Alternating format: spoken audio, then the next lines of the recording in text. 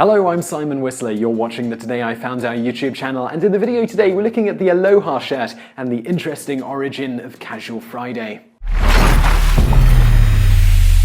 Today, Casual Friday is a day when the conventional dress codes of most offices are cast aside in favor of denim jeans, comfortable t-shirts with movie slogans on them, and shirts with the sleeves rolled up. But a few people realize that this time-honored tradition of sticking it to the man, who's forcing you to wear a noose around your neck 4 days a week, has its origins in a Hawaiian garment company who were simply trying to find a way to sell more of their shirts.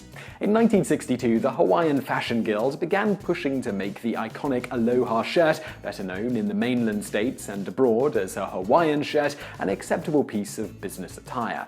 The Hawaiian Fashion Guild's main argument was that the hot, temperate climate of Hawaii made conventional business attire uncomfortable for most workers, and adding that encouraging the wearing of Aloha shirts would bolster the Hawaiian garment industry. The Hawaiian Fashion Guild were inspired, in part, by a similar campaign in Honolulu in 1946, which eventually resulted in the creation of Aloha Week, a week-long celebration of Hawaiian culture that included the wearing of Aloha shirts. This celebration not only helped forge a sense of national identity for post-war Hawaiians, but also helped kickstart the burgeoning Hawaiian garment industry, who were quickly inundated with many thousands of orders for these Aloha shirts. In the 1990s, due to intense interest in the event, it was expanded to encompass a whole month of celebrations and was rebranded simply as the Aloha Festival. Back to the 1960s. As part of what they dubbed Operation Liberation, the Hawaiian Fashion Guild sent Aloha shirts to every member of the Hawaiian Senate and House of Representatives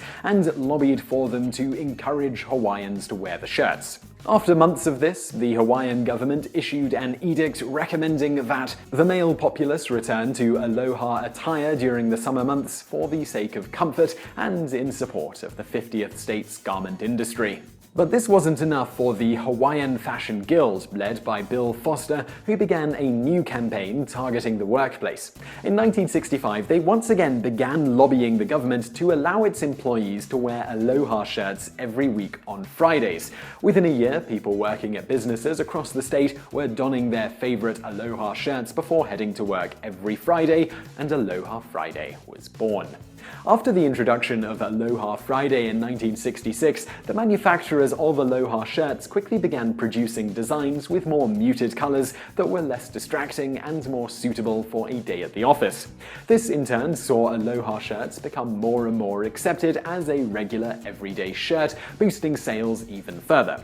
It's noted that by the early 1970s, most businesses in the region allowed their workers to wear Aloha shirts whenever they felt like it, not just on Fridays. As a result, Aloha Friday became the day on which some workers would choose to wear more flamboyant shirts, sporting brighter, more elaborate designs than typically worn the rest of the week. Although Aloha shirts were already a thing in mainland America at this point, and had been since the 1940s when American GIs serving in the Pacific Theater brought them back after World War II, the idea of Aloha Friday didn't make its way to the mainland until around the early 1990s, when cash-strapped businesses, affected by a brief recession, began looking for a way to raise employee morale without spending any money. The result? Casual Friday. Within a few years, this has spread across the entire country. This brings us all to yet another innovative shift in acceptable business attire, thanks to a marketing campaign by a major clothing manufacturer, this time Levi's.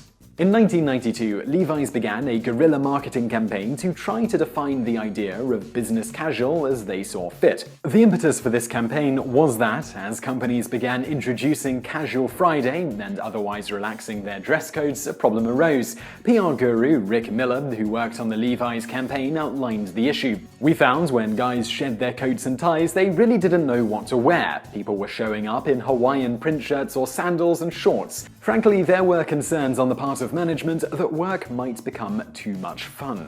As such, Levi's created a brochure called A Guide to Casual Businesswear and sent it to approximately 25,000 businesses across the United States. The brochure was not only helpful to companies trying to figure out how to define acceptable casual wear at the workplace, but also a thinly veiled advertisement for Levi's Dockers khaki pants, formerly generally only seen on the golf course. It worked. Many businesses used elements from this guide for their own guidelines for business casual wear for their employees. Within a year, men across across the country began turning up for work en masse wearing dockers.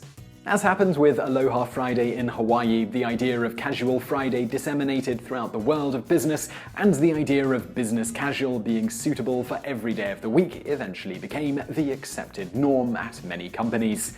So, in some sense, you could say that the reason many of us can go to work wearing something other than a suit is in large part because in the 1960s, a company in Hawaii really wanted to boost sales of Aloha shirts.